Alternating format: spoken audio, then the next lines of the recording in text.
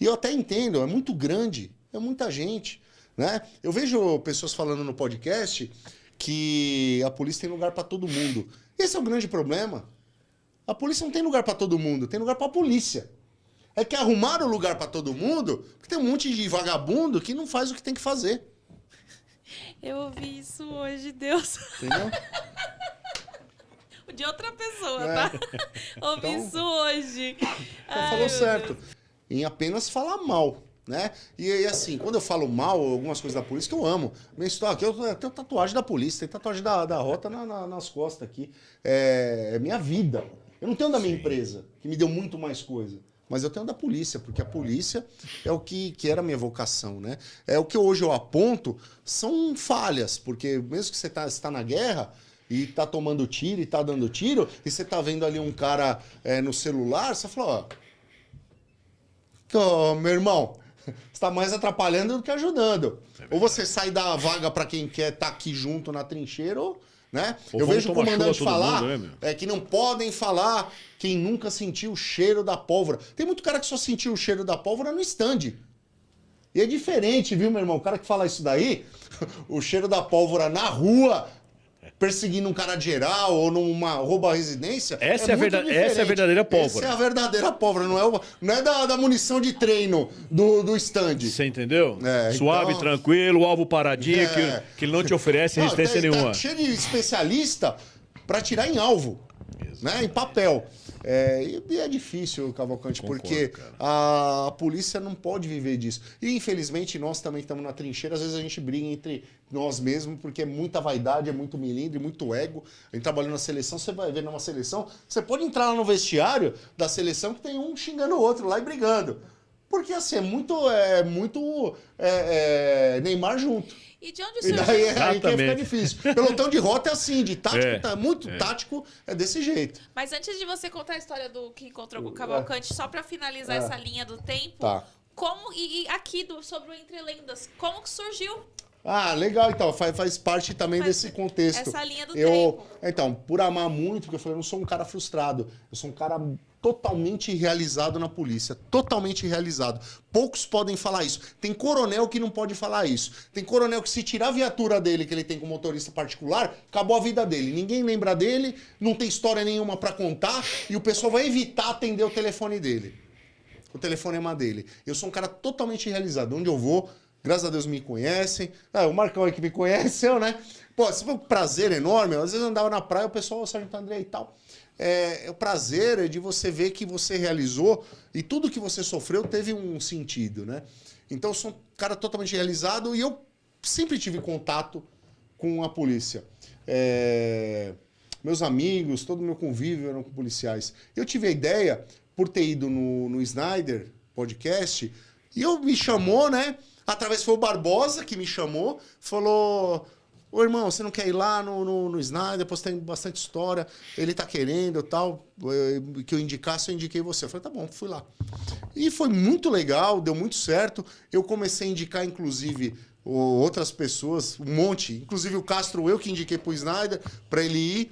E daí acabou evoluindo também nos podcasts. E o que eu percebi, que é uma ferramenta excepcional para você ser ouvido, falar as suas ideias, que eu sempre tive muitas ideias na polícia, só que as ideias que prosperaram, como essa da câmera, né, são só coisas que prejudicam a polícia, não melhoram a polícia. Então eu falei, talvez seja um canal legal para a gente poder falar. E como você está sendo entrevistado, é um prazer. Mas, como entrevistador, também é um prazer, porque tem essa troca. Eu, nesses podcasts que eu fiz, essa quantidade que fiz, acho que 18, eu falei com pessoas que eu não conhecia e eu senti uma sinergia de pensar assim, cara, eu tô vendo um espelho aqui, eu tô vendo uma pessoa que pensa como eu, agiu como eu e sofreu as mesmas coisas. Isso foi muito bom para mim. Então, a ideia era montar um podcast diferente do Snyder, porque o do Snyder ele vai para um lado mais do povão, de zoeira, de brincadeira, se bateu em um, se bateu em outro, como é que foi correndo, deu tiro e tal.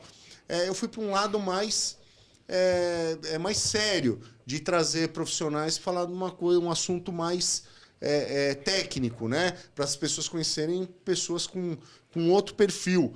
E daí também não dá tanto ibope assim, é um negócio que não é mais direcionado, tem um público mais um fechado. público menor, né? Mas foi indo muito bem, fiz um negócio mais profissional, gastei bastante para produzir e foi indo. Daí eu senti algumas dificuldades, Stephanie. Primeiro, técnica, né? Porque é um mundo onde você tem que estar muito inserido, entender como é que é o algoritmo, o que você precisa fazer, o que funciona, em que momento, de que forma é falado, né? Então, isso era um primeiro problema que enfrentei. O segundo é que eu achei que eu só ia de terça-feira chamar um convidado, ia lá e bater um papo.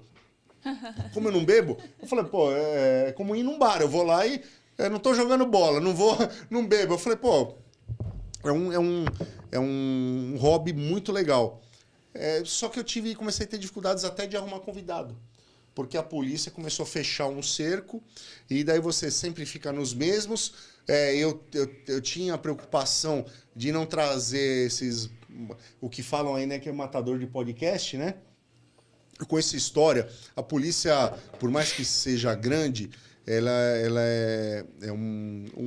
é bem pequena, bem restrita no conhecimento. Então, eu sei o que o Cavalcante fez, as ocorrências, ele sabe a minha, sabe se foi de verdade, se não foi, se foi ator principal, se foi coadjuvante, se foi só um figurante. Então, a gente acaba sabendo de tudo, né? Por um, por outro, e daí junta as histórias e você cria o perfil de cada um. E o que eu vejo? Tem muita gente que não fez quase nada, e só que deu uma expandida nisso. Eu, com 3 anos de polícia, eu tinha 3 ocorrências. Hoje eu vejo o cara que tem 20 anos de polícia com 3 ocorrências e parece que é um deus. Demônio. Ele fala como se eu fosse um... né? Demônio. E daí fala até de crime que cometeu na rua, se incrimina, né? Então, veja assim, o cara não tem nem tato. E daí eu pensei, vou trazer algumas pessoas mais selecionadas e é difícil. Porque a polícia restringe. As pessoas têm medo. Mas foi bem legal. Eu trouxe um caso aí, é que ela não quer vir mais em nenhum, e foi muito bom, mas assim, a Sub-Regiane, que eu fiz a entrevista, é uma pessoa que tem uma história ímpar. Eu não imaginava que tinha uma mulher... Você assistiu, né? O negócio, pra mim, foi...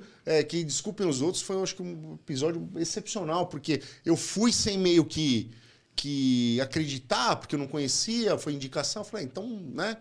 Quando a mulher começou a falar, eu falei, cara, minha história, só que uma mulher e coisa fenomenal, assim, ocorrência nos ataques, pegou viatura que não tinha, pegou uma viatura pequena, foi buscar o cara que matou polícia e matou 3, foi uma coisa assim, quase de filme. E eu achei excepcional. Então, isso foi muito legal.